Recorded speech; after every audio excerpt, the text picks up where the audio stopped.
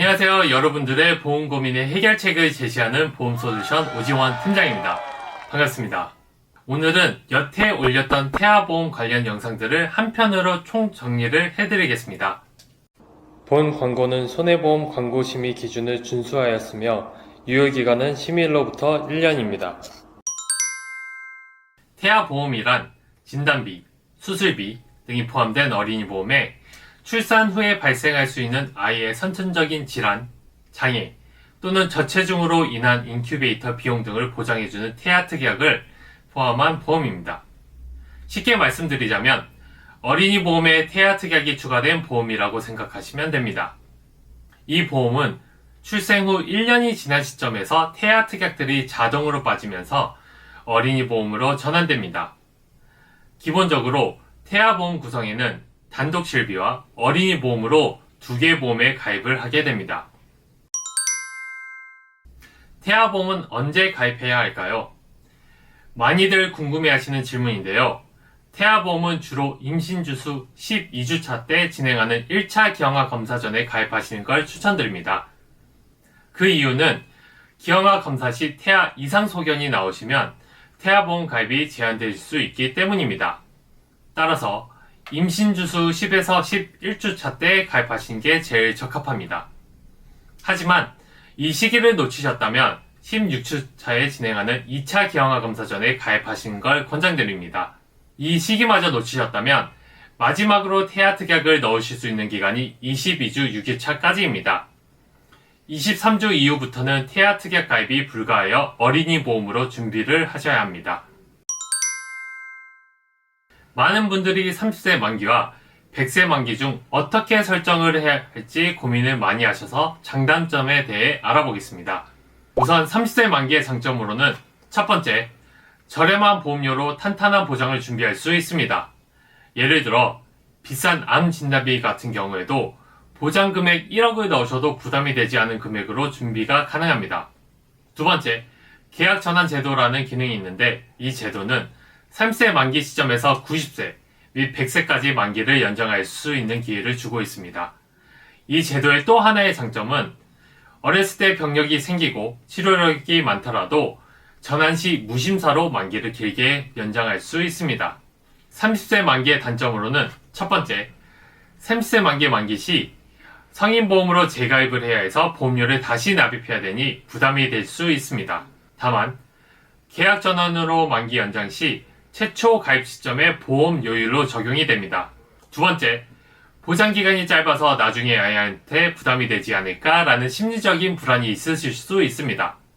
물론 부모의 마음으로는 내 아이가 보험 걱정 없이 든든한 보장으로 길게 보장을 받으면 좋겠지만 각자의 상황에 따라 준비하시는 게 좋습니다.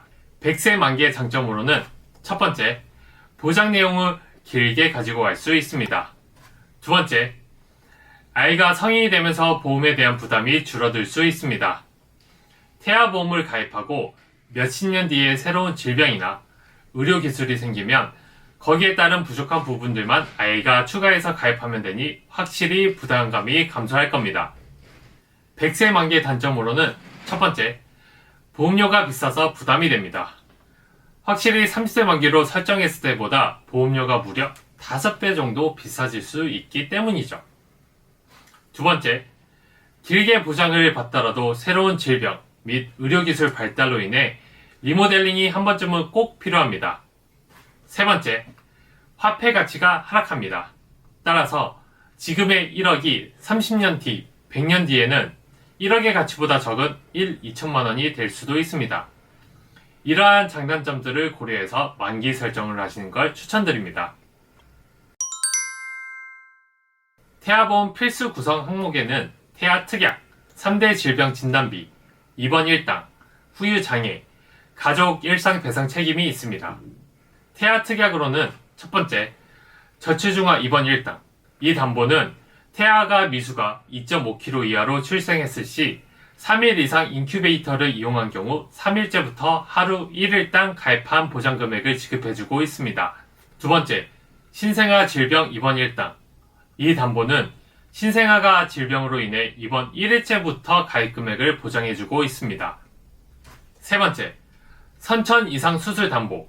이 담보에는 특정 선천 이상과 다발성 선청 두 가지의 분류로 나뉘어지는데, 특정 선천 이상은 신경계, 호흡계, 소화계, 생식기관, 비뇨계통 등의 선천기형으로 인해 수술을 받을 시 갈금액을 지급해주고 있습니다. 다발성 선천 이상의 대표적인 질병으로는 혀유착증과 모반이 있습니다. 네 번째, 8대 장애 진단 담보. 이 담보는 시청, 청각, 언어, 자폐, 뇌병변, 정신, 지적, 지체 장애를 보장해주고 있습니다. 다섯 번째, 장애 출생 담보. 이 담보는 아이가 출생 시 장애로 태어나는 경우들이 있는데, 하나의 예시를 들자면 심장에 구멍이 생겨서 태어나는 경우들이 종종 있습니다. 이럴 때 지급받을 수 있습니다. 3대 질병이란 암, 뇌, 심장 관련 질환들을 부르는 명칭이며, 국내에서 사망 원인이 제일 높은 세 가지 질환입니다.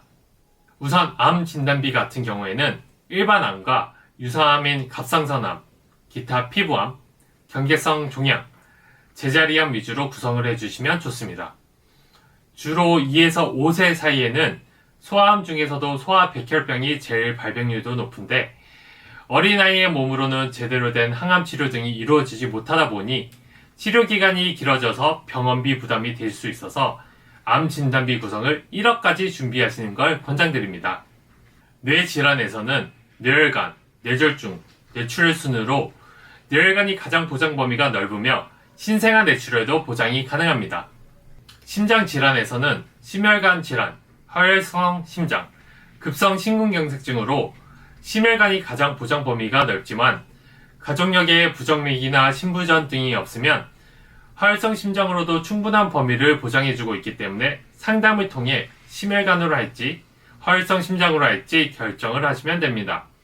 입원 일당 담보로는 질병 입원 일당, 질병 중환자실 입원 일당으로 구성되어 있고, 일반적으로 막 태어난 신생아들은 면역력이 아직 제대로 형성되어 있지 않기 때문에 아프면 입원을 하는 경우들이 종종 있는데, 이때 병원비 부담을 줄이기 위해 질병 입원 일당을 최대치로 구성을 해주시는 게 좋습니다. 후유 장애는 상해와 질병으로 분류가 되는데, 질병이나 상해로 인한 영구적인 장애를 진단받았을 시에 가입금액 곱하기 후유 장애율로 지급이 됩니다. 가족 일상 배상 책임은 일상생활 중에 타인에게 입힌 재물적, 신체적 손해를 1억 한도 내에서 보상해주는 특약입니다. 예를 들어 내 집의 누수로 인해 아랫집에 피해를 줬거나 타인의 핸드폰을 실수로 떨어뜨릴 경우 수리비를 보상해주고 있습니다. 불필요한 특약들은 주로 보상 범위가 좁거나 혜택을 받기 어려운 특약들이라고 보시면 됩니다. 뇌 관련 질환 같은 경우에도 뇌혈관이 가장 넓은 보장 범위를 차지하기 때문에 뇌졸중, 뇌출혈은 불필요합니다. 심장 관련 질환에는 심혈관이 가장 넓은 범위이지만 허혈성 심장도 충분한 보장 범위를 커버하기에 급성 심근경색증보다는 상위 특약들인 심혈관 또는 허혈성 심장으로 준비하시는 걸 권장드립니다. 골절 수술비, 화상 수술비 등도 상위 수술비에서 보장이 되기 때문에 불필요합니다.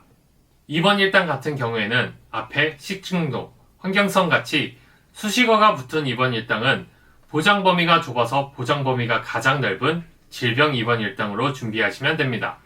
후유 장애에는 각종 3%, 20%, 50%, 80% 등이 있는데 가장 보장 범위가 넓은 3%만 준비하시면 됩니다. 이 외에도 특약 앞에 중증, 심한, 중대한, 특정, 말기라는 단어가 붙어 있으면 보상 범위가 상당히 좁다고 보시면 됩니다.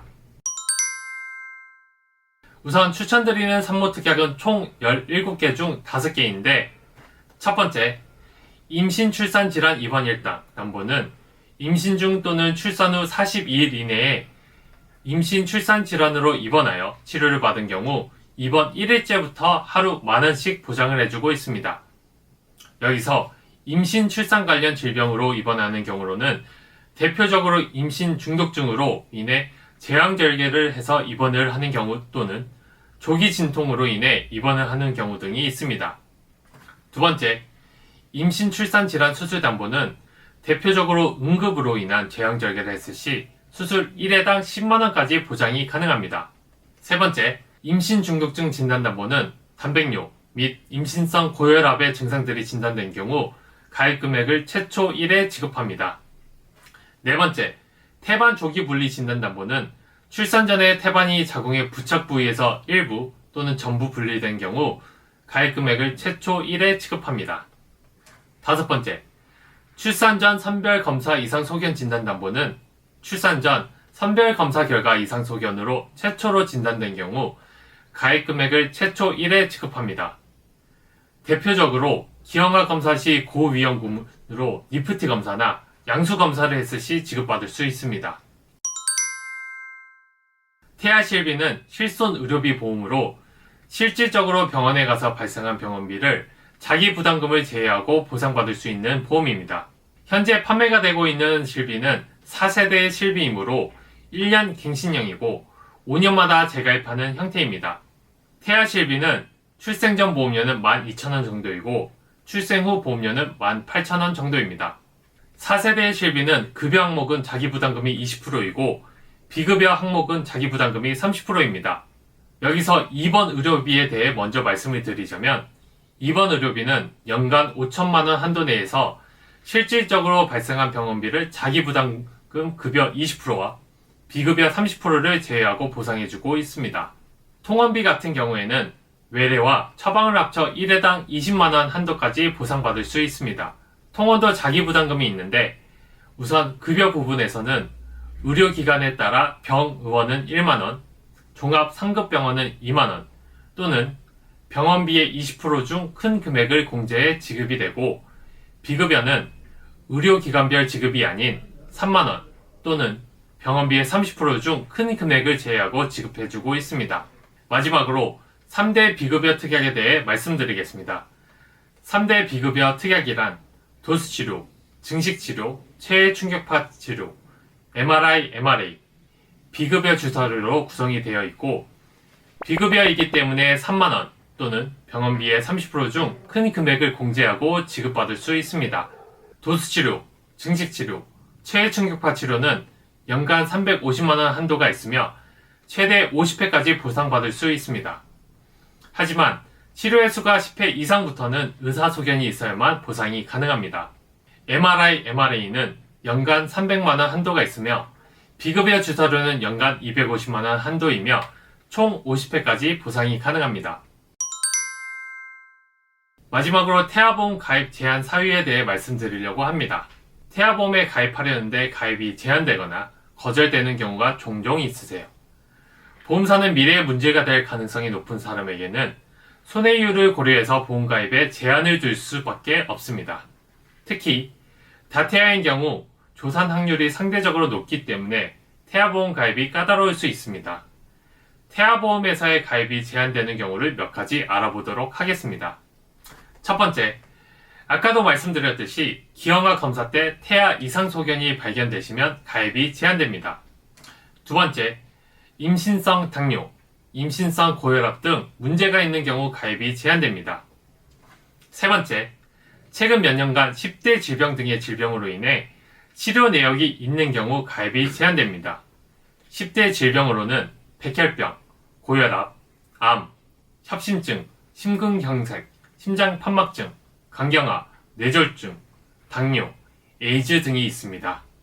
네 번째, 쌍둥이 다태아인 경우 가입이 제한되고 일란성 쌍둥이나 새 쌍둥이는 가입이 불가능합니다. 하지만 이러한 가입 제한의 사유가 있으신 경우 상황에 따라 16주 이후에 서류 심사로 가입이 가능한 경우들도 있으시니 너무 낙담해하지 마시고 충분한 상담을 통해 가입을 진행하시는 걸 권장드립니다. 오늘은 이렇게 태아보험에 대해 총정리를 해드렸는데 이제 어떻게 방향성을 잡아야 하는지 조금이라도 감이 오셨을까요? 혹시라도 자세한 내용에 대해 상담을 원하시면 위의 연락처로 연락을 주시면 상세히 안내해 드리겠습니다. 그러면 다음에 더욱더 알찬 영상으로 찾아뵙겠습니다. 오늘의 영상이 도움이 되셨다면 구독과 좋아요 부탁드립니다. 감사합니다. 본 광고는 손해보험 광고 심의 기준을 준수하였으며 유효기간은 심의일로부터 1년입니다.